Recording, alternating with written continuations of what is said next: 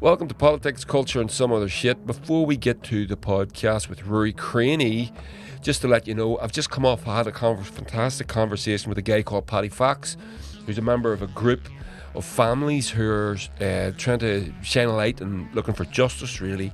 Collusion between the British government, loyalist paramilitaries, etc., etc. Fascinating man, fascinating conversation. It was very lucky that Paddy agreed to talk to me. That'll be going out next week, and next week I will be talking to Mike Murmika, who is my dear friend. He's the guy that runs a recording studio where my band, the Bonnevilles, record our albums. And but I'll be talking to him in his capacity. You may know that he brought some aid over to. He's been back and forward to Ukraine 2 or 3 times since the Russian invasion. And I'm going to be talking to him about that. He comes from Ukrainian stock originally. You may have guessed that with his name, Murmika. And I'm hoping that there's going to be 2 young Ukrainian musicians going to join us for the conversation. So that's going to be next week as well. So there we go. And of course, I would ask you, as always, to consider joining us on Patreon. You can get Politics, Culture and Some Other Shit at Patreon. It's only £3 a month. There's only 1 tier. You get access to everything. So there we go. Meanwhile, Ruairi Creaney. Hey everybody, and welcome to Politics, Culture and Some Other Shit. And I'm delighted to be able to talk to my friend and all-round political good guy, Ruairi Creaney. Ruairi is a Sinn Fein activist, and he's a former employee, he used to work for the Communications Workers Union, the CWU. He's a founding member of Trade Unionists for a New and United Ireland. Oh, hit my mic. And a current trade union organiser, and he's going to talk to us about, well, general politicky stuff, but specifically hope to get a lot of Ruairi's opinions on the election, the breakdown of it, and what's going to happen. Welcome to the podcast, Ruairi. Thanks, Andy. Good to be back again.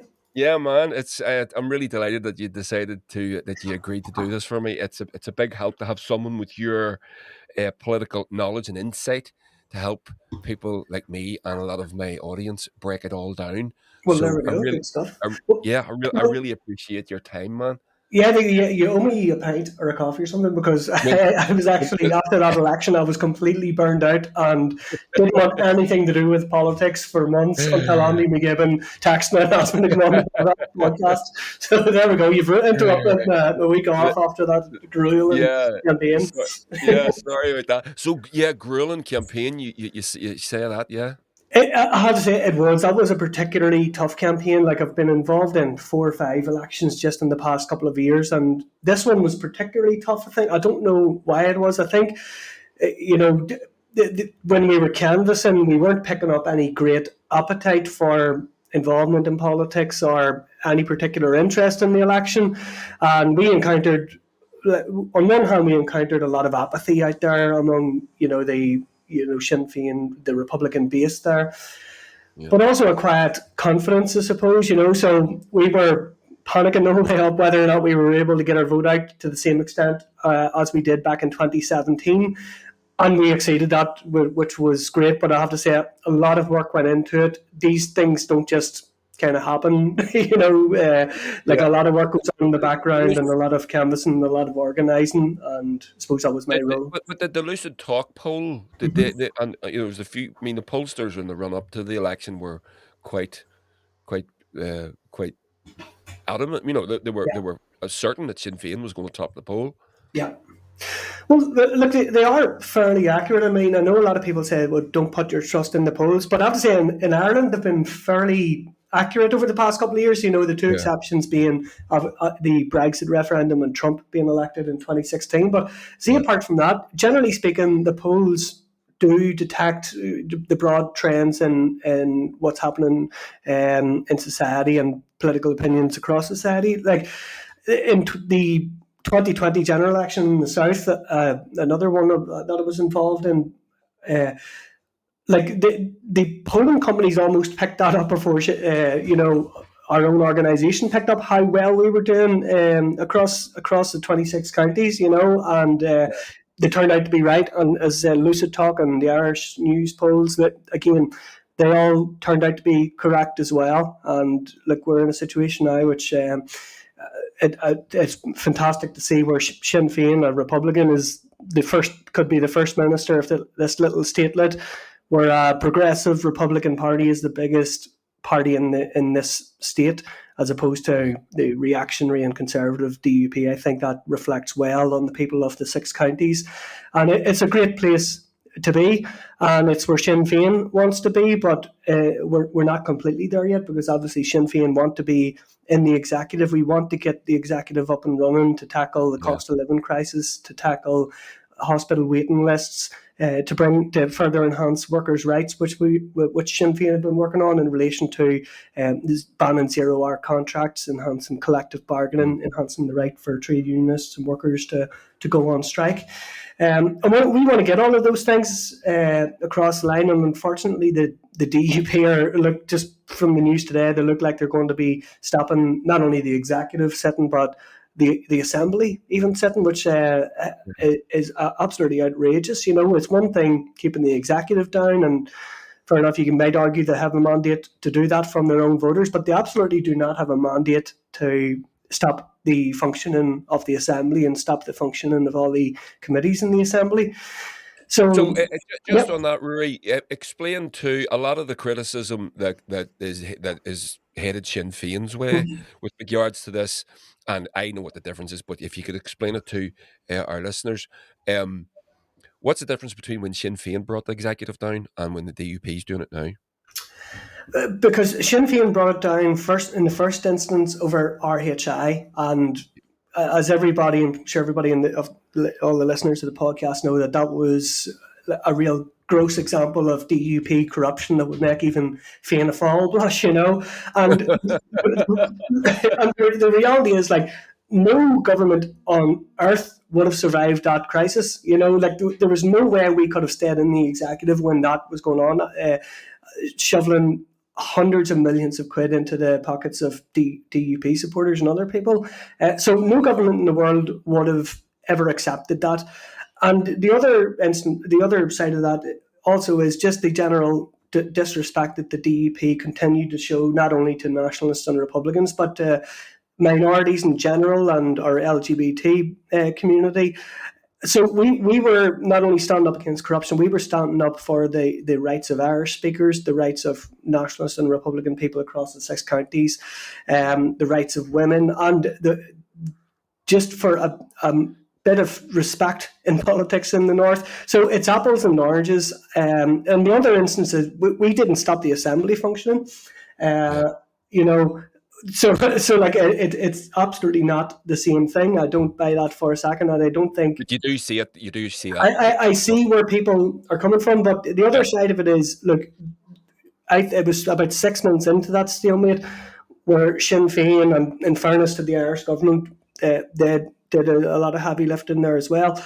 They came with a proposal to the DUP to get the assembly up and running again, and they blocked it. And they blocked it because they were appeasing the far right in their own community, because they didn't want any semblance of recognition of the Irish identity. So Sinn Féin were absolutely ready to go into government about 6 months into that stalemate, and we wanted to make it work. And even Simon Coveney said that at the time.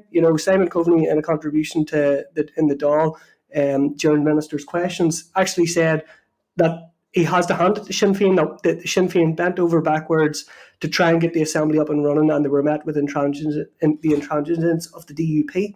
And Simon Coveney is no fan of Sinn Féin, as you well know. So it's not the same thing, and this is a much more structural and epochal and historic crisis we're going into now, I think, in relation to the North, because the DUP, from what I can read, have zero interest in allowing devolution to work again.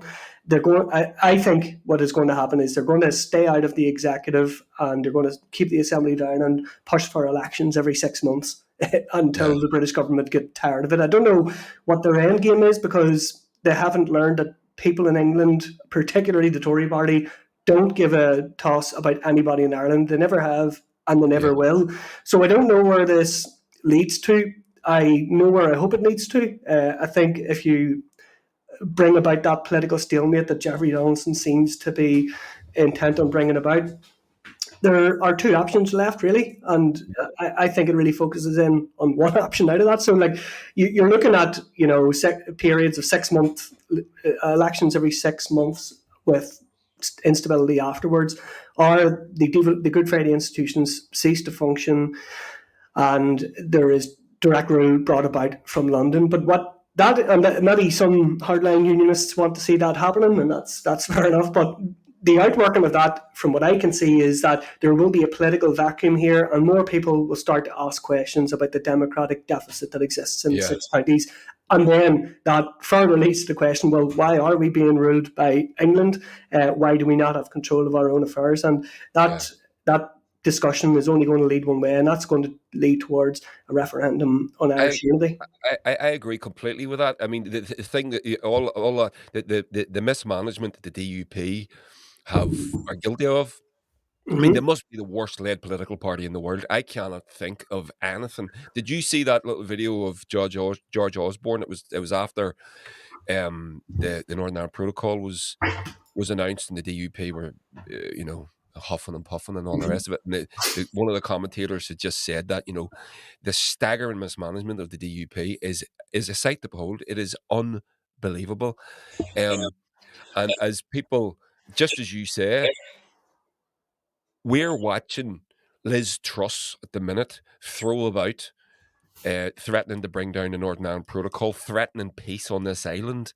Just some random English politician that most people on this island wouldn't be able to pick out of a lineup, threatening that just to garner headlines for some reason, because it's obviously not going to happen, because you're talking about threatening trade, the actual island economy of Great Britain, of England, Scotland and Wales, if that comes down, because the EU will start a trade war, the US will start a trade war. So it's obviously not going to happen. And the longer that this goes on, it will only lead one direction. People in the six counties will, no, I'm out. Fuck this. I don't want anything to do with this. These people are mental. That's it. I think people are increasingly moving to that position. And like, even if you tot up those numbers from the Assembly election last week, you mean the pro-independence movement and the pro-unionist movement, or the pro-unionist side, are neck and neck, really. Like, they're about unionists are about 1% ahead of people who voted for pro-Irish unity parties. And that's not taking into account the sizable proportion of people that might vote for the Alliance Party, or might not vote in elections but will come out in a referendum. So I think that there's all to play for. I think we could win the first referendum. If we're starting at a base of 39-40% before any plans are made, before there's a citizens' assembly plan for Irish unity, before the debates have happened, before the arguments have been made, before the economics of it has been set out, we're already at 40%.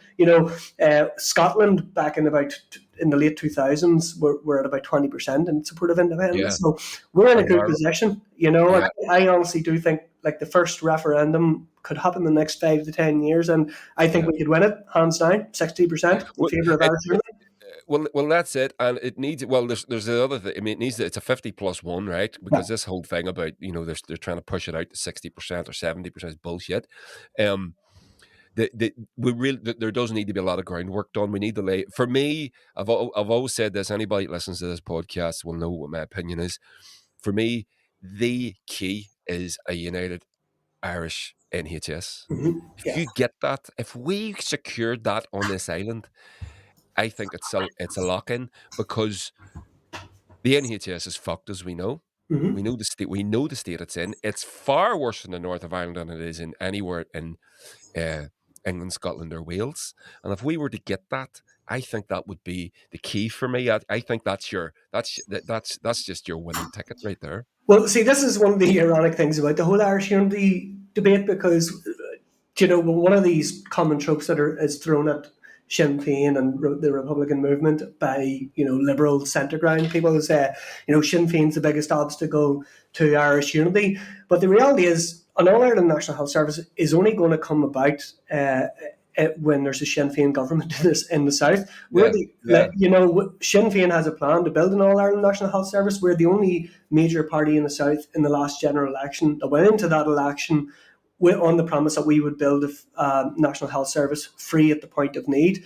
Fianna Fáil, the sister party of the so-called Social Democratic and Labour Party, scoffed at our idea and, kind of like I remember the debate, the leadership debate, and Micheál Martin was kind of scoffing at the idea of Sinn Fein proposing free GP care, Yeah. for people under 12. And he said something like, the next thing you'll see Sinn Fein offering free GP care for everybody. Do you know what I mean? But like, of course, that's what we want. But Yeah. and like the SLP saying they're a social democratic party aligning themselves with the party like that. But yes, you're Yeah. absolutely right. An All Ireland NHS has to come before a united Ireland happens. I believe that, and it's also why I believe and why Sinn Féin believes and why it's part of our overall strategy over the past 20 years is that we want to lead the government in both sides of the border in order to bring that about. And I think we've got a very effective spokesperson on healthcare in David Cullinan, and I think he would make a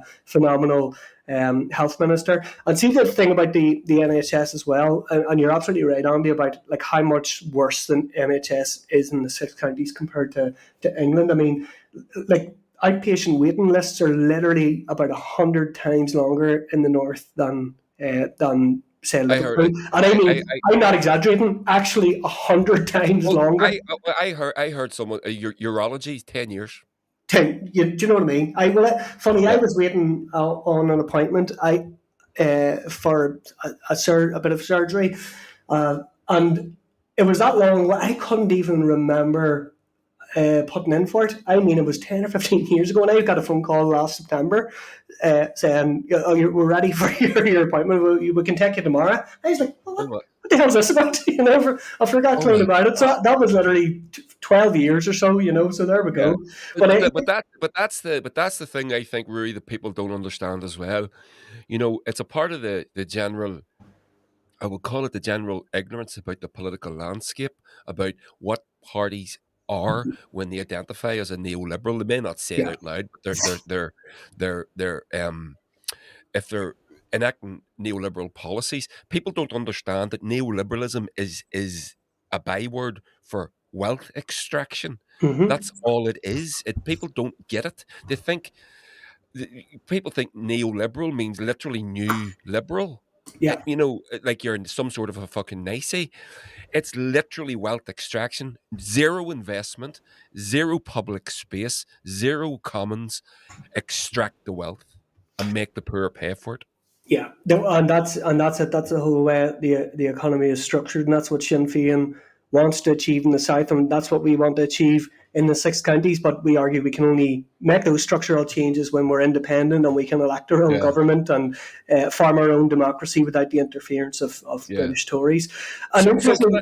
sorry, go on ahead. Don't No, let me just the interrupt you. last point on that. Just like in terms of the All Ireland NHS, like what Sinn Féin has proposed, and all of these policies and plans that we have in relation to healthcare are all costed and they're all available on the Sinn Féin website, and they're all extremely affordable because I don't think people really understand how much wealth Yes. transfer has actually happened, especially during the pandemic. I mean, Pierce Doherty highlighted in the Dáil last year when Oxfam released a report into wealth inequality in Ireland, and they reported that the 9 richest billionaires in Ireland increased their wealth by 58% throughout the course of the pandemic. 9 people increased their wealth by about 20 billion euro.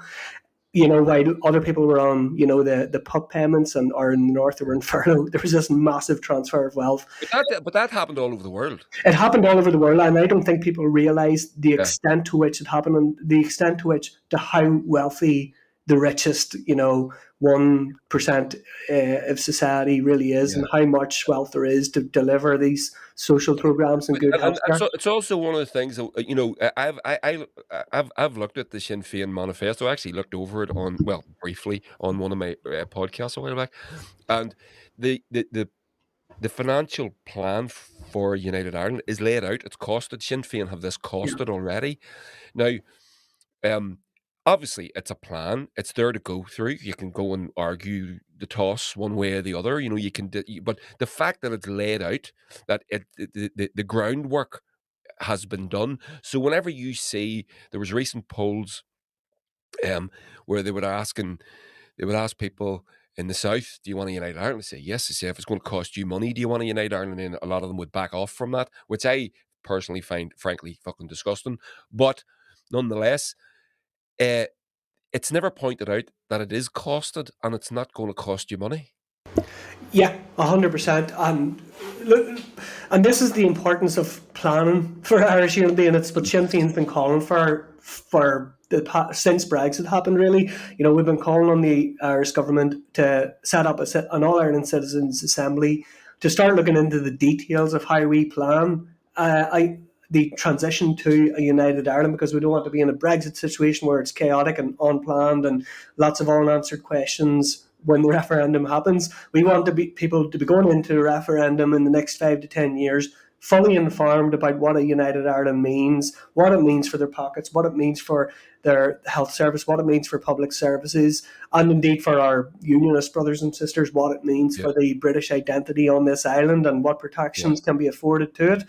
And Micheál Martin has been extremely irresponsible in refusing to plan for that eventuality. Yes. Because the thing is, the calling of the referendum is not within our gift. That lies that power lies in the hands of an English minister, and they can call it at any time. They could call the bluff of Sinn Fein, or they could call the bluff of the Irish government over Brexit and just announce a referendum and throw us into an unplanned referendum. And there's nobody else to blame for that other than Micheál Martin, who refuses to engage with this, So it might be more interesting when Varadkar takes over as Taoiseach later this year in November. I think he might have a bit of foresight, even selfishly, to present himself as the Taoiseach maybe who delivered a united Ireland. That could well happen. He might do it out of his own selfish interests, but he might do it anyway. So that all might change in the coming months, but it's about properly planning for it. And you're right, Andy, like Sinn Féin have set out our kind of vision for a united Ireland and our costed vision for a united Ireland, but we don't own this debate. We don't own a united Ireland. We recognise fair enough, we're the biggest party in the country, but we represent a plurality of people, but we don't represent a majority. We want everybody to take part in this debate. We want to see other visions for and it is happening. You can't see it. There are forums, all the time talking about a united Ireland. But you would, whenever you listen to the media, let's say that. I hate using that word, mainstream media, because I always think the first person I ever heard saying that was Sarah Palin. I don't want to sound like her. But whenever you hear mainstream media talking about, and you probably have more followers than William Crawley at this stage, Andy. I don't think so. But here, listen, I want to talk to you about, so my takeaway from we'll talk about the Assembly election just for a minute. My three takeaways from the Assembly election was, one, the shoring up of the Sinn Féin vote, which was impressive. Sinn Féin didn't gain any seats, but kept the same number of seats from the last time, which is a success by anybody's measure. Although to listen to some, you would think it was a failure. The impressive movement of alliance, and although the DUP are still the second biggest party, nonetheless, they're still the biggest unionist party. They're only two seats down on Sinn Féin. But with regards to the DUP, the way they're being led by the nose by minor loyalist figures is just absolutely breathtaking. I mean, it is a sight to behold. Yeah, and as I said earlier, I really can't understand what their end game is or what their strategists are thinking. I don't know why they thought supporting Brexit was a good idea. I don't know why they thought supporting a hard Brexit was a good idea, or voting down Theresa May's bills. From the point of view of a unionist, of course, I can't understand why they would do that, other than, as you say, chasing after the far right and these kind of mavericks that stand on bins outside police stations. But you're right. In terms of Sinn Féin's vote, we've shored up our vote. Our vote is steady. It has been since 2016. We're dipped a little bit, and we lost some ground at People Before Profit.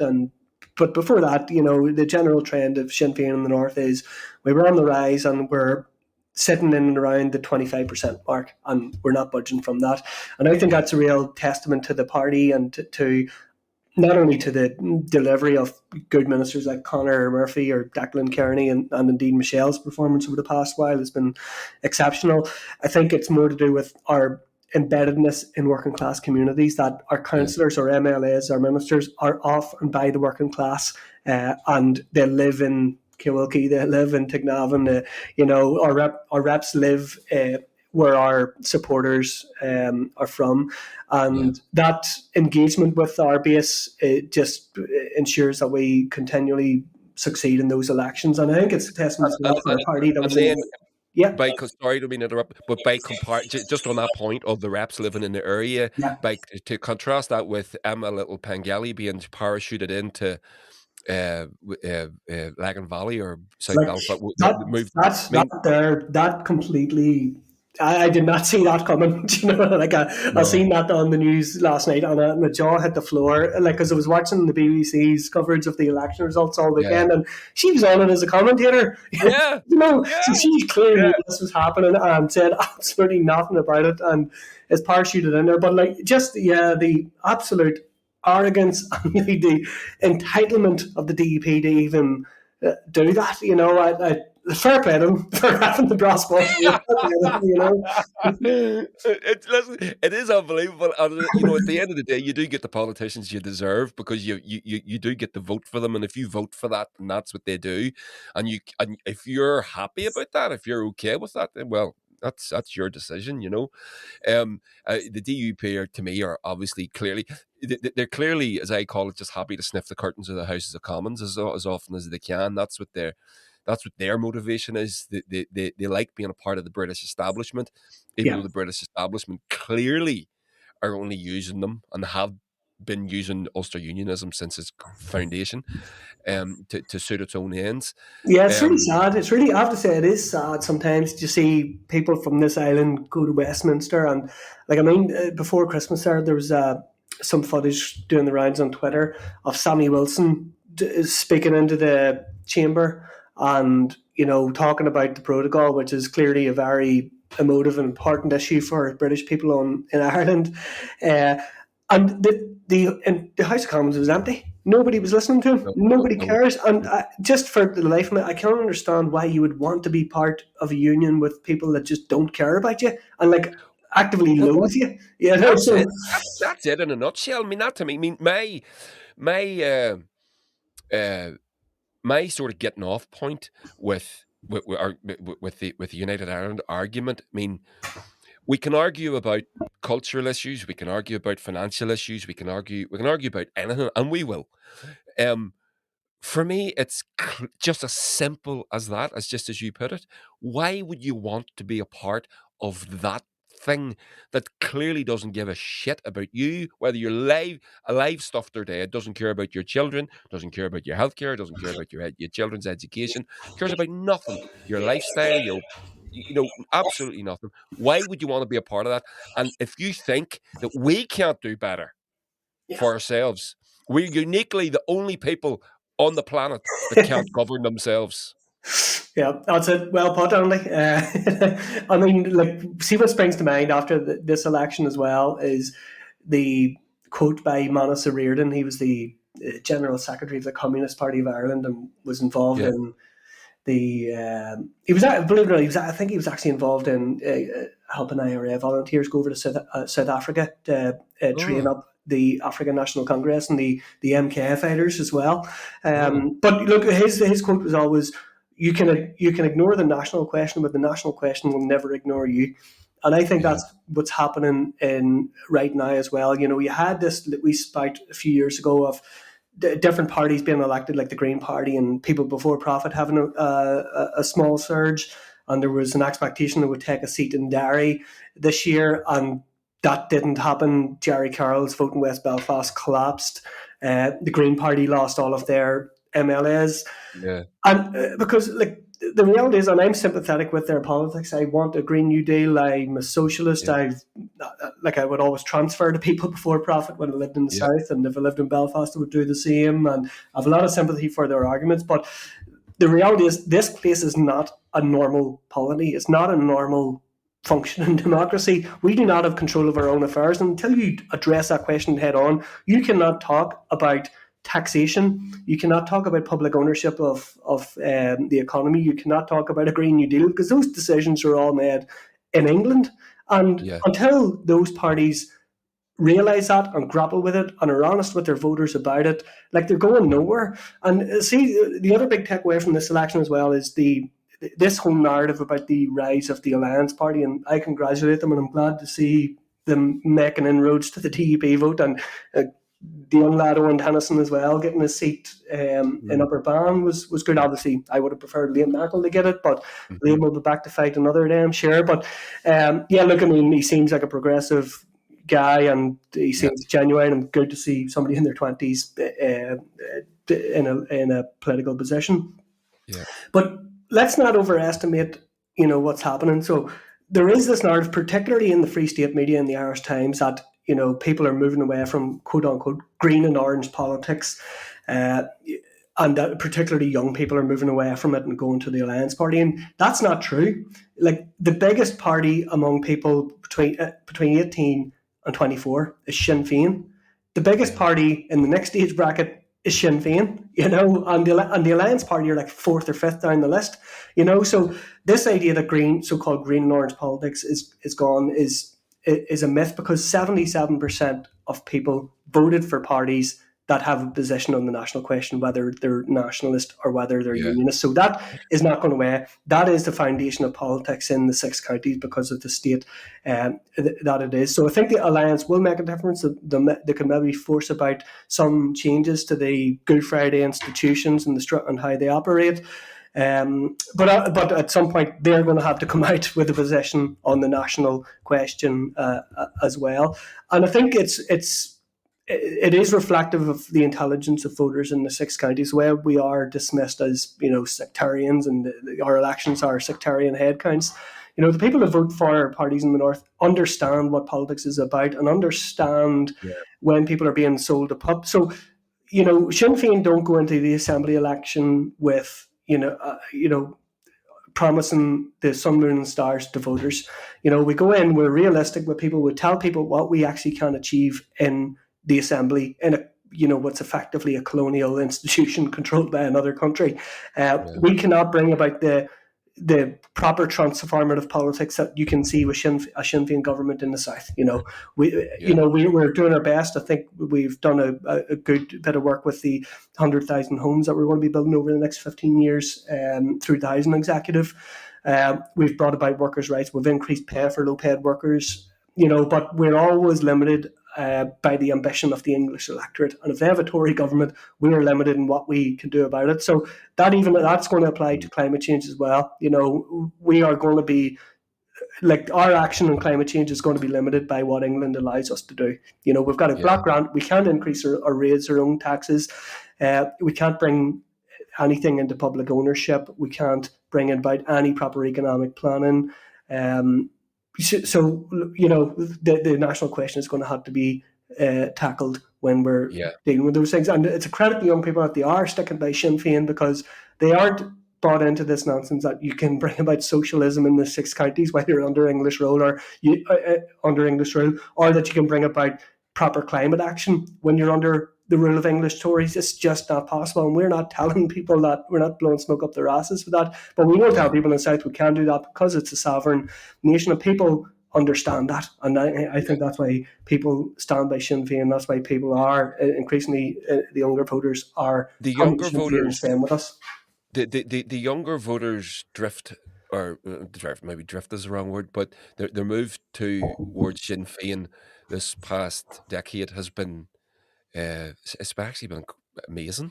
I mean, all over the island, isn't it? Well, that's fair to say, isn't it? Yep, it is. I think in those same categories I outlined earlier, the 18 to 24, and then probably 24 to about 38 or 39 age bracket. Certainly among younger people, and the latest polls are showing we're 50% of 18 to 24 year olds. Wow, it's like half of young people are voting for Sinn Féin in the south, and it's not anything just because they like the look of Mary Lou, and No. it's Yeah. because of their real economic hardship in the south right now, because people my age are living with their man and dad, or they're immigrating. Yeah. Because I mean the um, ASRI report that came out yesterday, that was reported in the Irish Times, that the average rent across the Free State is €1,500 a month, and in Dublin it's €2,100 a month for rent. Like a massive crisis in living standards, like a generation of young people putting their lives on hold. And Sinn Yeah. Fein have given them reason to hope, and I think that's what our last manifesto in 2020 did. We promised to build 100,000 public houses across the 26 counties within 5 years. Yeah. That would have made a real material difference to people's lives. And people know that. People trust Owen O'Brien. They know that he's Yeah. an expert in housing. They know Yeah. that, again, the class composition of a political party is so important, because they know that our reps, our TDs, our councillors are off and by the working class. They're working class. They're former factory workers. They're former. Pierce Doherty is a former construction worker. Matt Carthy, certainly isn't from a political background. Our leading figures are from the working class, and I think that resonates with people, and they believe us when we say we are going to deliver those things in government. And that's I, another thing as yeah. well, Andy. Sorry to interrupt. Just a No, no, no, no, point no, is, no. I think what the international left are really missing is a proper analysis of Ireland and an appreciation of what's actually going on in Ireland. You look, if you read the left magazines like Tribune or Jacobin or Monthly Review, you would think that the left are completely defeated the world over, and in a lot of countries that is the case. But they always overlook Ireland. The biggest political party in Ireland is a member of the GUI NGL, the Nordic Green Left group in the European Parliament. We're left wing. We're ready to build a massive public housing program. We're ready to bring parts of childcare into public ownership and decrease the cost of childcare. We're going to bring about universal free healthcare, and this is kind of just overlooked Yeah. by the Jacobin left. Well, I do And find it interesting what's going on in France at the minute after Macron. I don't know if you know this, but after Macron obviously won the election with a runoff with Marine Le Pen, the four main leftist parties who, if they had have unified under one, the Socialist Party, I can't remember, Mélenchon, is it? yeah, The Socialist Party leader. If they had have unified under him, we would now have a socialist president yeah. of France. But those four parties have recognised. I heard this just yesterday, the day before. You probably know this. They've recognised that they cut their own throats, and Mhm. there's another election happening in a couple of months, and they're all going to back Mélenchon. Good. I didn't know that. Yeah, That is good to hear. yeah, it's not for the presidency; it's for the other house or whatever. So they're going to back they came together after the election. They realised what they'd done. Thank God, it's taken them long enough, and they're going to back the communists, the socialists, the Greens, and some other socialists are going to back the one candidate. Brilliant. I didn't know that. Well, Yeah, there we go. And what is it? Mélenchon missed out by 2% behind Le yeah, Pen. Heartbreaking yeah. stuff for the left in It France. really, and if they had have, I mean, it was obvious that was going to happen. I mean, even people like me could see, oh, you're not doing this again, for fuck's sake. Yeah, And they did it. And then you obviously going to end up with a runoff between Marine Le Pen. And then Mélenchon's going to have to tell his voters to back fucking Macron, yeah, that's it. which And he did. I know, and that's interesting to see where that ends up, because there's obviously a short lifespan on that type of politics in general in France, where you have the extreme centre on one side and then a fascist on the other side, and you have to choose between them two.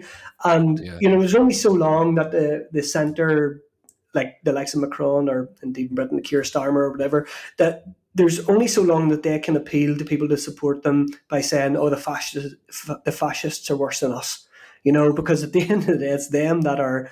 It's the centre that has undermined people's living conditions. It's the centre that has undermined workers' rights, privatised public services, brought about wars across the world, uh, and yeah, and that's the live experience of people. And that's what I fear, is that they're going to continue with that negative politics of, well, we're not as bad as the Nazis, so vote for Yeah. us.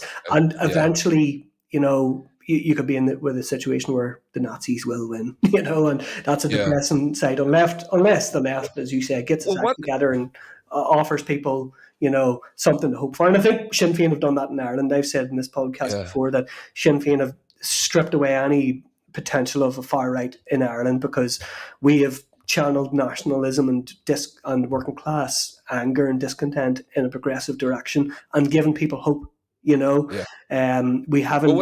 I think whenever you end up with that extreme centre, Rory, I think what happens is you tend to that Overton window definitely shifts rightwards. Yes. So and it's to me it's the Liberals that sort of um, uh, they create the foundation for that by it's like the right want the bomb, the left don't want the bomb, and the Liberals come in and go, well, we can have a little bit of bombing, that sort of, and everything just moves a little bit to the right every time when you end up with as you call it there, the extreme centre, Yeah.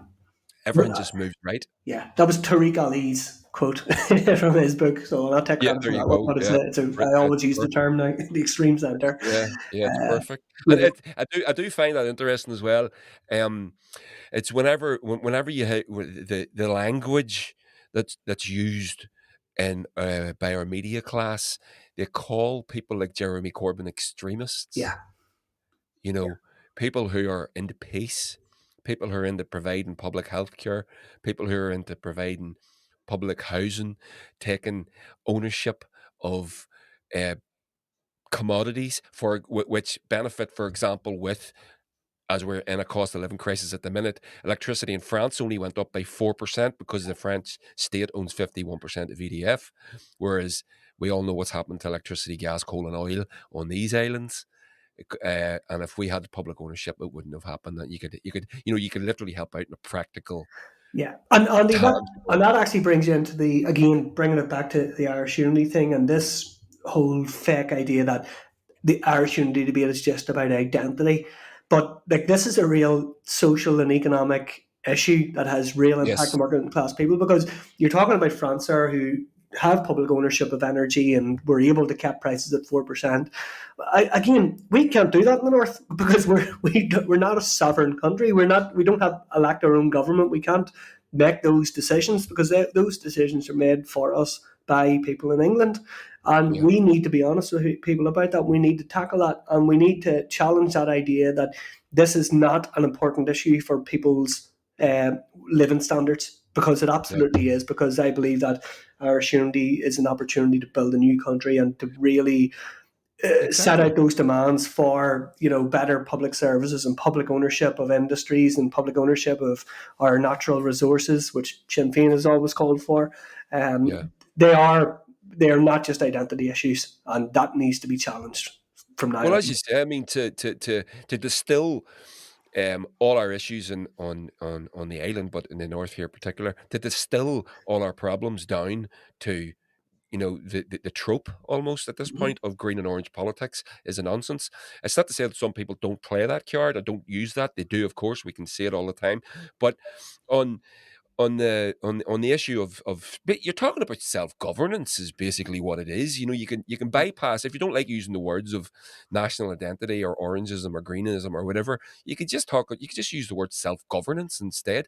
The people of Britain were unhappy at the thought of other people telling them what to do Yeah. just a few years ago and cut their own throat. I'm not saying that my argument for Brexit or my opinion on Brexit is I have absolutely no problem if you want to Brexit or exit or any other country exit, but you got to lay out what it looks like. You Yes. can't just go into it the way they did, and that then that sort of ties in with your point about preparing for a United Ireland referendum. If we go into this the way the English went into Brexit, we're fucked. Yeah. Yeah, we are. You That's know? it. And hopefully it won't happen because I do believe in the next 3 or 4 years, Mary Lou McDonald is going to be the Taoiseach, and the Yeah. one of the Okay. priorities of a Sinn Féin government is the immediate establishment of an All Ireland Citizens Assembly to start planning for Irish unity. We're taking this really seriously, and we're going to make sure that we don't repeat the mistakes of Brexit. Okay, here, listen, just on that, you can expand on that if you want, because I did get a question on my Patreon. By the way, everybody, you can head over to my Patreon if you want to support the podcast. It's only £3 a month. You get loads of extra stuff. So Gary M, you sent a question. What are Sinn Féin's chances of leading the next government in the South? It's not an inevitability. No. It's everything to fight for. We are neck and neck with the Conservative parties. Fair enough. We have a plurality of support. The last poll, I think we're at 35%, which is a phenomenal achievement for a party of the left in Ireland. But again, it's not enough to form a government on our own. Unfortunately, the Conservative parties of Fianna Fáil and Fine Gael and the Greens are still hovering in around between 45 and 50%. So what about alliances and what about coalitions and for Sinn Féin? Yeah, so look, first of all, I think Sinn Féin are in a position now that we want to be going into the next general election, fighting that election on the basis that we're going to form a government on our own and we're going to lead a Yeah. government and form a majority government. Well, you'll run enough ministers, We've been surely. running enough candidates this time. Yeah, Fair enough. we've been running enough candidates this time to make sure Yeah. we do that, and we can credibly argue that we'll have enough TDs Yeah. to form a government. And if that doesn't transpire, that's grand. But our preference would be to lead a party of the left, and that would include the Social Democrats and hopefully People Before Profit and other progressive forces in Irish politics. But our priority is to maximise the Sinn Féin vote and lead a government. In terms of our chances of it, I think it's going to happen. I don't think it's inevitable. I think we have a lot of So, work to do, but I think would you get over the line with if you went into coalition with those parties? Would there be enough there? Do you think? as it stands, judging by the Let's say, polls, let's say you got 35. Let's say you got yeah, 35%. That yeah. would you, as you're sitting now, that would you get over the line with that? You, not well. The other left parties aren't doing as well. So the realistic scenario would probably be Sinn Féin leading the government and potentially Fianna Fáil as a junior partner. That's what I would put my money on happening, just with the way the figures are happening. I mean, look, my And prediction would is Fianna Fáil do that? I think if they oust Micheál Martin, they will. Yeah, I think there's a contingent of Fianna Fáil that are kind of sympathetic to Sinn Féin voters. Not certainly they hate us as a party, but they're sympathetic to our voters, and they come from kind of the same type of Yeah. communities.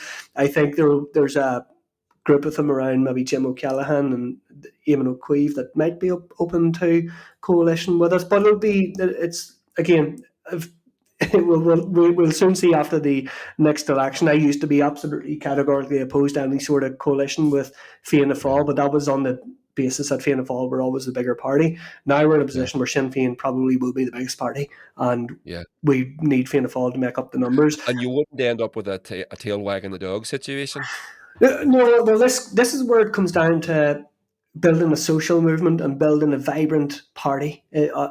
of Sinn Féin. That we need to build a good activist base to have social power to deliver the changes that we want to see. So I suppose the challenge I've been putting to Sinn Féin activists that I encounter is that we need to have a number of sort of red line issues when we go into government. So what are our key aims? And for me personally, I argue would be an all-Ireland National Health Service, 100,000 public homes, and a referendum on Irish unity. And they're Yeah. the three things that we need to achieve. That's our benchmark for success. And if we achieve those things, that's brilliant. We last the 5 years if it's with ourselves or with Fianna Fáil or with the Social Democrats or whoever. Then we go back to the electorate in 5 years' time saying, we've delivered the public housing that we promised. We've delivered the referendum on Irish unity or the planning for Irish unity. We've delivered a national health service. Now we're going to do these following things again, Yeah. and give us another chance and hopefully build That, on. I will say this, Rory. I do the thing that I'm personally fearful of if Sinn Féin do get into government and they aren't able to deliver, especially the public housing thing. I could see then the next election after that, Sinn Féin's vote collapsing and the same FFFG coalition taking over for another fucking Yeah, half a century. that's a real danger. It's a real danger, and again, it's even more motive for people to get involved in politics and to join Sinn Yeah, Féin and be part of that movement for change across our island. yeah, The difference between say what happened with Labour in the South is, again, it's class composition. The Labour Party are made up of academics and, middle class professionals, whereas Sinn Fein are made up of the working class, and they live in working class estates, and they're nowhere near as likely to betray the working class as Labour did. I just could never imagine a scenario where Sinn Féin would introduce water charges or cut single parents' allowances the way Joan Burton did. That it's just that isn't going to happen. And again, we're not in the same conditions. We're not in a European Union IMF bailout anymore, so we have a lot more leeway. And also, the EU's fiscal rules don't apply anymore, so there's a lot more scope for public spending, public borrowing, interest Why is rates. that? Why is that? Why do the fiscal rules not apply then? They relaxed them for the pandemic, and the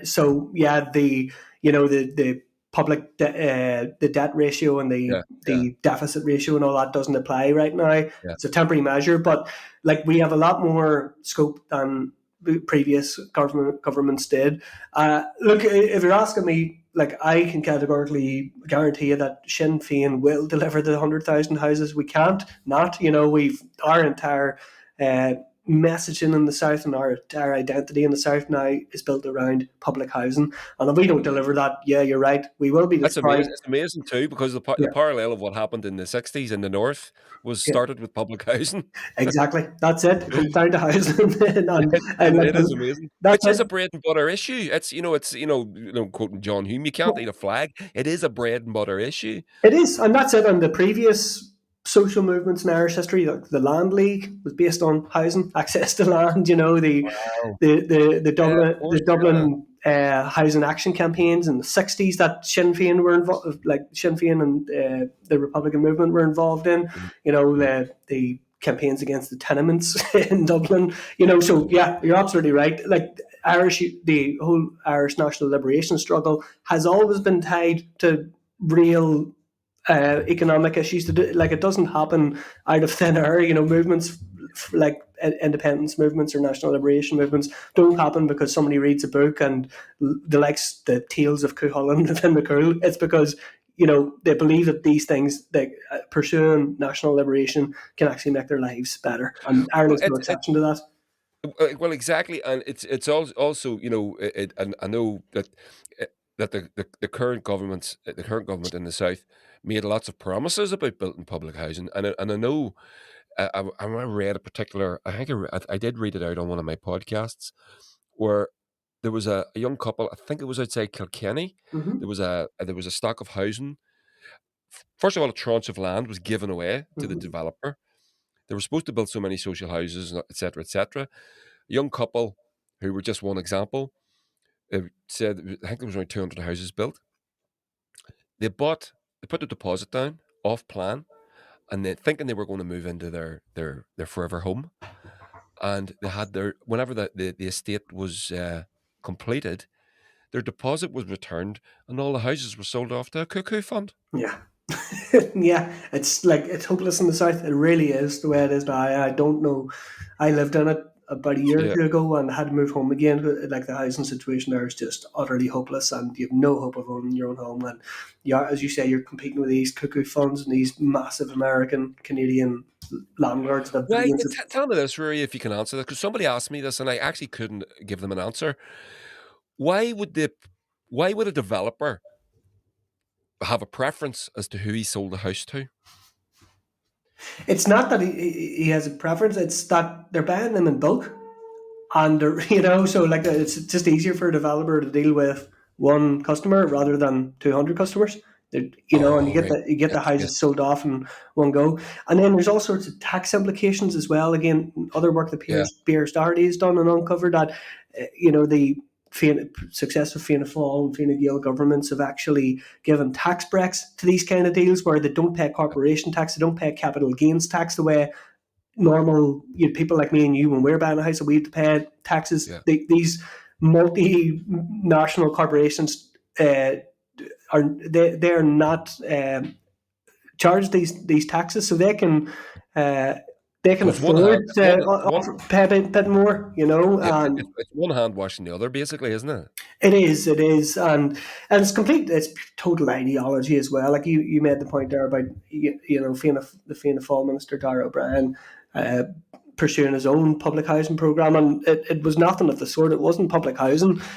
He was promising to build about 100,000 houses, but those promises were not within his gift to deliver because it all relied on the private sector, and like Yeah. it was all left up to private developers and to the whims of the market to Michael deliver those Gove did houses, and that exactly wasn't the going to same happen. thing. Michael Gove did exactly the same thing in Yeah, England. yeah, He was questioned. He was questioned there during the week. I saw him being interviewed, making a complete arse out of himself. mm-hmm.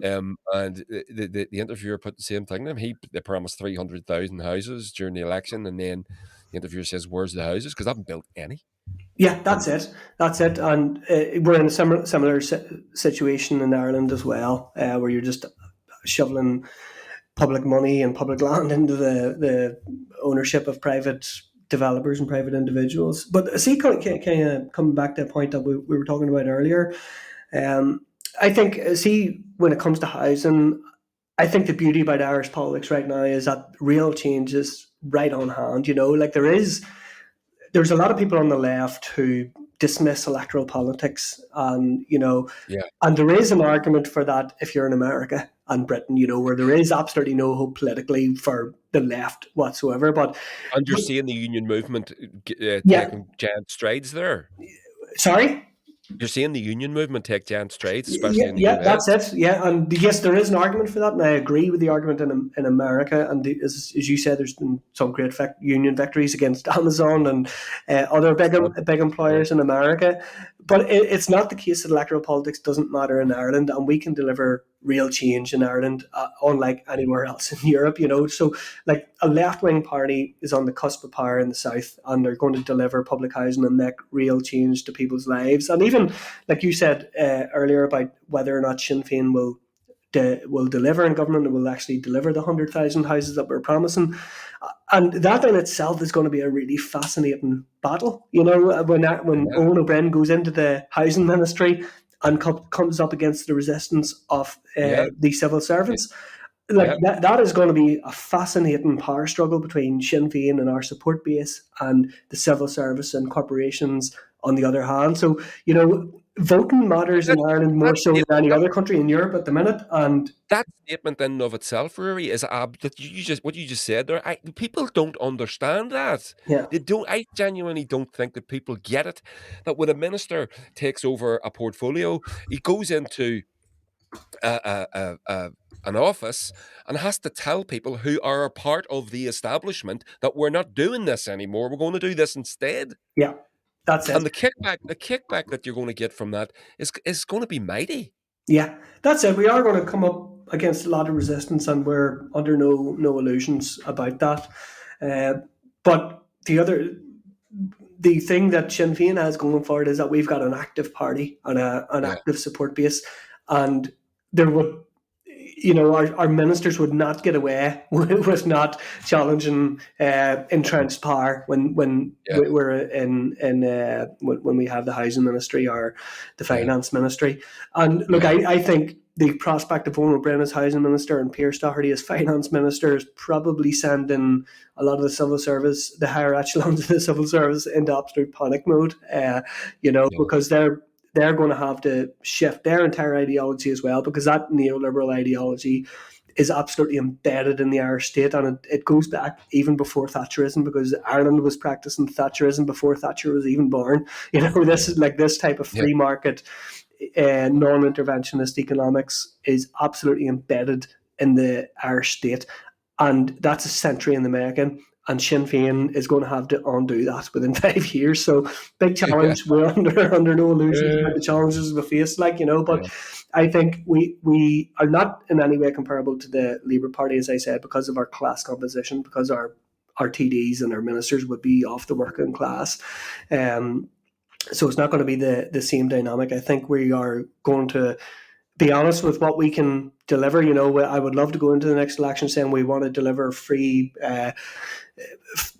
education for everybody right away, and we want to deliver free public transport for everybody. And invest in high-speed rail to Donegal, but like there's only so much we can achieve in 5 years, and our priorities at the minute are healthcare and public housing, along with Irish unity. And if we achieve Yeah. those two or three things within 5 years, well, that's a good 5 years Well, well that's spent, yeah. and that's a massive difference to And people's lives. that's obviously a base then. I mean, it's a Yeah, huge base then to for going forward for hopefully a decade or two of transformative change on the island. yeah. Um, and the young, the how anyone in the south can vote for Fianna Fáil, Fine Gael. I remember I was listening to some uh, typical establishment bullshit where they were saying about, people don't, these kids, these young people don't understand what the Sinn Fein did in the north in the 1980s. Well, first of all, I would say you don't understand what you're talking Exactly. about. You don't understand what you're fucking talking about, first start. And second of all, some fucking 22-year-old doesn't give a shit. If there's a political party that's saying, listen, we're going to build social housing, we're going to get this market under control, that you can have the social mobility that modernity is supposed to bring you, that you will never experience, we're going to deliver that to you. Yeah, that's it. And Who's he going to vote for? that's it, and it's ironic that people of a generation that tolerated Section 31 censorship are saying that young people don't know what happened in the north. And look, the Yeah, reality is, again, like young people in the south are some of the most educated in the world and politically engaged, and yeah, they are progressive, and they know full well what happened in the conflict in the north, and they know that terrible things happened on all sides, committed by all sides. But they know there was a context to it all, and that context was yeah, colonialism, and people are talking about that again, that the yeah, previous generation were afraid to talk about. So they're more yeah, politically engaged, and this is the generation, remember, not only that supports Sinn Fein and broke the two-party conservative system in 2020, they're also the generation that brought about marriage equality and abortion reform in Ireland. So this is not a constituency to be trifled with. yeah, absolutely. Yeah. Well, here, Rory, just we'll finish up. We're just sort of tipping over the hour mark, which is good for a podcast, I think. Mhm. Just finish up just a wee bit about the north at the what's going on. Do you think there's going to be another election in a few months?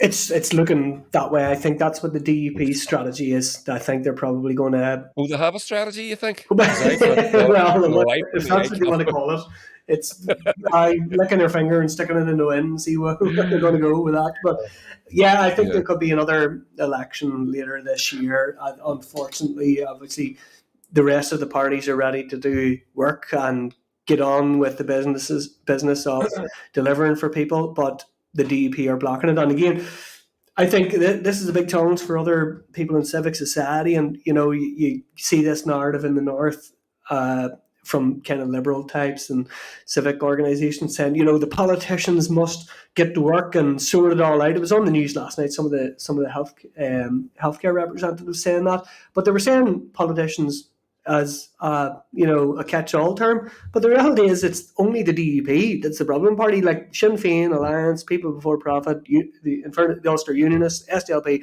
they're all ready to go into the assembly and do the work. It's the DUP yeah, blocking it, and that needs to be called out by civic society as well. That these people are holding the rest of society to ransom, and that's unacceptable. And not calling them out and not naming them for what they are does a disservice to everybody else that wants to bring about progressive yeah. change in this island. That's an absolutely fair point. I couldn't disagree with that. The do you think just no, I'm asking you to look into a crystal ball. Say there's another election in 6 months. Would you expect the Sinn Féin vote to hold up, and would you expect uh, the DUP vote to remain the same, or would they garner back some of those votes that they lost to the likes of TUV and maybe Alliance a little bit? I think it'll be much the same, Andy. I do. I don't think the bogeyman of Sinn Féin being the first minister, being the biggest party, is going to resonate as much in the unionist community, because it's happened now and the sky didn't fall in. So that's not going to have as much currency in the next election as it did previously. I think Sinn Féin's vote will hold up. I think there were a lot of people that voted for us this time that never voted for us before. I hope they stay with us. I think Sinn Féin has every potential of keeping those voters in the next election, because if there's another election, it will be on the DUP. It won't be on any other party. And as I said, people aren't stupid. People know that who the problem party is. So I think Alliance might continue to make a few more gains. I think they seem in a pretty good trajectory, and fair play to them for that. I hope people before profit don't continue to decline their vote. I was getting nervous there, between when the last seat in West Belfast was between Jerry Carroll and one member of the SDLP, and I would have hated to see the SDLP get the seat off him, because, now West Belfast can claim the mantle of being the most progressive constituency in Ireland for Sinn Féin MLAs, a Sinn Féin MP, and people before profit MLS that are doing all right and up in the Falls Road, So I hope that the people before profit say there. I think they have a valuable contribution to make to northern politics, and in fairness, they take a position on the national question as well. They're pro-Irish unity. I hope the Green Party come back. It's bad that we're in a climate crisis and there are no Green Party MLAs in Stormont. But again, the Green Party have to look at their own actions. Maybe people don't trust them because of what they're doing in the south and the lack of climate action there, and they're propping up a Conservative government. So they need to ask what direction they're going in. Are they going to be a party that delivers working people? Are they going to be a party that tinkers on the edges of a neoliberal system? And I suppose the other fascinating thing about another election would be, what's going to happen with the SDLP. They don't seem to be going anywhere. I mean, Colin Eastwood is he's a horrendous leader, even from the SDLP's point of view. And I think it speaks volumes of where the SDLP is at, that his leadership hasn't even been called into question, because they know there's a lack of talent or a lack of capacity there for anybody else to lead the party. So the SDLP are in terminal decline. They're a party with no message, with no clear ideology, no clear principles, because they call themselves Social Democratic and Labour, but they're having an alliance with Fianna Fáil on one hand. You have Claire Hanna, the South Belfast SDLP MP, campaigning for Fine Gael, the Irish Tories. She campaigns for the Tory party in the south. And then you have Ivana Bacik from Labour coming up to canvass for the SDLP. So who are they? What do they stand for? And they don't seem to really know. What direction are they going to be? A mild version of Aintree that are anti-choice and Catholic, or are they going to be something like the Irish Labour Party in the south? And they can't answer that question. So I think that's really interesting. I hope they continue to decline, because I think for too long they've been presented as a progressive political party where they're not. They're conservative. As I said, to support Fianna Fáil, a conservative party that has undermined social democracy in Ireland. They oppose the right for trade unions to organise and to collectively bargain, oppose free healthcare. Yeah, so I don't see where they're social democratic. And and the other thing is, people in the north, I think, have a bigger vision for society, and they aren't interested in voting for a small regional party. When you've got a national party in Sinn Féin to vote for. So that's going to be interesting to see where they go, if anywhere. But yeah, look, I think the result will be overall pretty much the same. Alliance might make a few more gains into the SDLP's vote, and the TUV, I don't know. Maybe they could come back next time with another MLA. I was kind of hoping somebody else would win there, just for the sheer entertainment of another MLA reading out scripture in the middle of a debate in Stormont. Did you see that photograph of Jim Alistair? Fantastic! The names were amazing. It's unbelievable. I was on a Reddit forum, and I was on it myself. Oh, were you on it? People were photoshopping the hell out of that photograph. It was a good one. There was a forum called Photoshop Battles. It's going to have to do with Northern Ireland or politics or whatever. It's just random people. So someone just went, look at this Northern Ireland politician.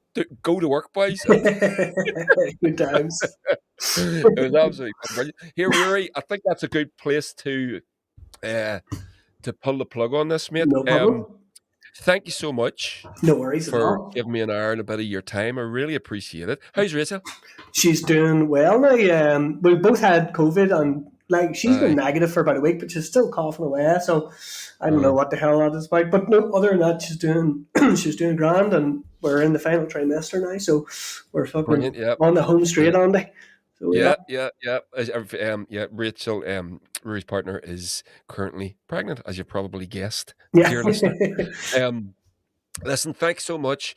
Best of luck going forward with your new path, your new trajectory. Thank you.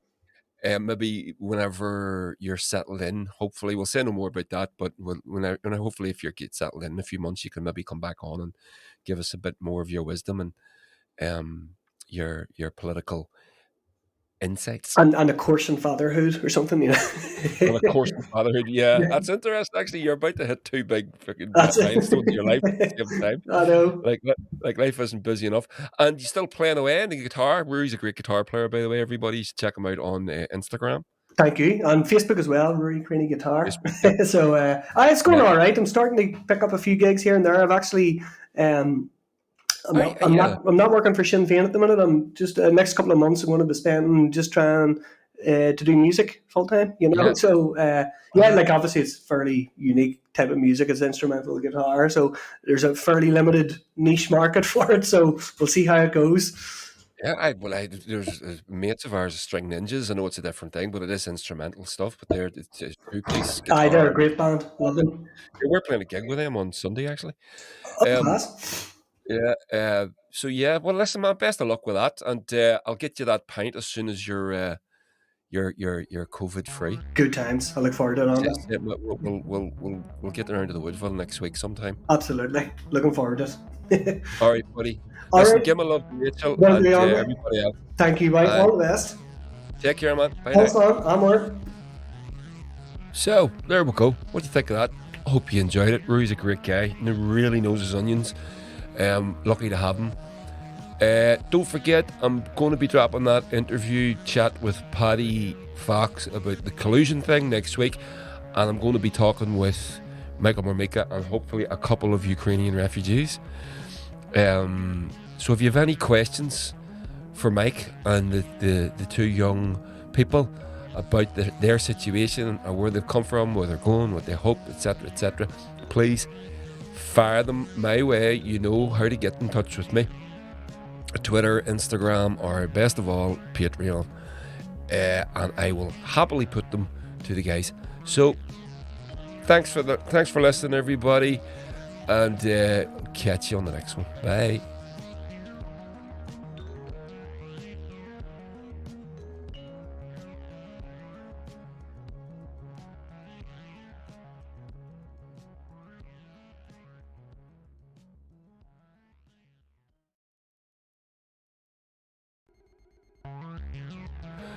Welcome to Politics, Culture and Some Other Shit. Before we get to the podcast with Ruairi Creaney, just to let you know, I've just come off, I had a fantastic conversation with a guy called Paddy Fox, who's a member of a group of families who are trying to shine a light and looking for justice, really.